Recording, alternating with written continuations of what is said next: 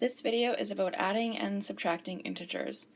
So if we look at the number line to start, we have 0 in the middle, and we have positive numbers increasing to the right of 0, and we have negative numbers decreasing to the left of 0. So say I had a question something like 2 plus negative 3. So what that means is starting at 2, I want to add negative 3, so I'm going to move to the left 3 units, so 1, 2, 3. So that takes me to negative 1. So the answer there is negative 1. It's great to use a number line so you have an image of what the question looks like in your head, but if the numbers get really large, it's not practical. So let's look at some basic rules when you're adding and subtracting integers. So if the integers are the same sign, a rule you can follow is that you will take the sum of the integers and take the common sign. So if they're the same sign, take the sum and the common sign. If the integers are different signs, you're going to take the difference and then take the sign of the bigger number. So bigger is in quotation marks because you're going to consider the numbers both as positive to figure out which one's bigger. We'll see that in some examples. So let's look at some examples. So if I look at my first one, I have negative 10 plus 6. So negative 10, negative obviously, so this is a negative integer. And then I have plus 6, it's a positive. So I have two integers that are different signs, so I'm going to take the difference between them. So the difference between 10 and 6 is 4. And then my rule stated that I'll take the sign of the bigger number. So pretending that they were both positive, 6 and 10, 10 would be bigger. So I'm going to take the negative sign. I have more negatives there, so obviously my answer should be negative. In the next example, I have 17 plus negative 2. So again, I have a positive integer and I have a negative integer. So two integers that are different signs, so I'm going to take the difference between them. So the difference between 17 and 2 is 15.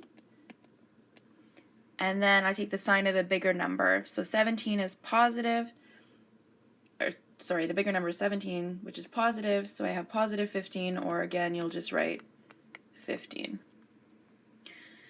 Okay, and then you have, in the third example, negative 9 plus negative 8, so I have a negative plus a negative.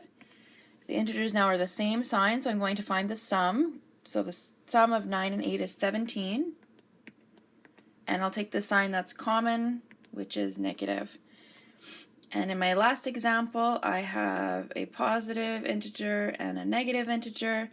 So again, when I bring them together, I want to find the difference between them because they're different signs. So the difference between 7 and 3 is 4. And the bigger number is 7, which is negative. So I have to take that negative sign. So my answer is negative 4.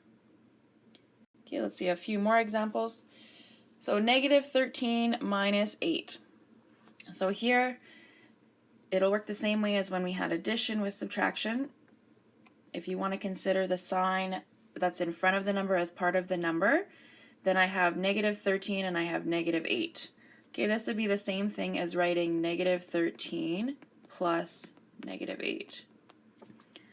So they're the same sign. I find the sum, which is 21, and I have to take the sign that's common between them, so it's negative 21.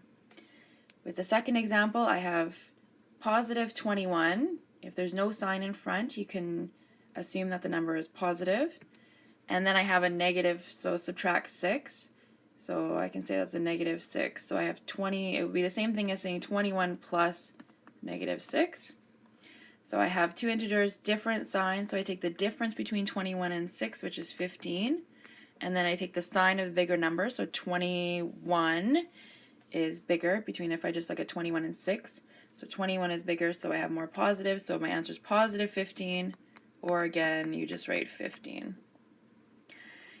In the third example, something a little bit different happens when I subtract a negative. So 28 subtract negative 30.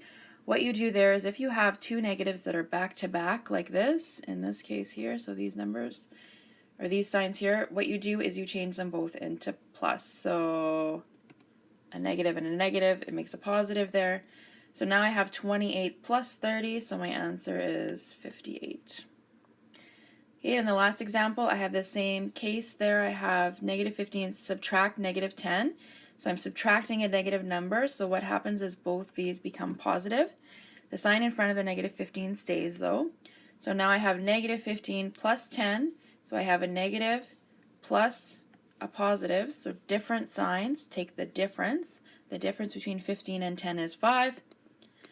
And if I look for the bigger number, so 15 and 10, the bigger one there would be 15, so I have more negatives, so my answer should be negative. Okay, thanks for watching.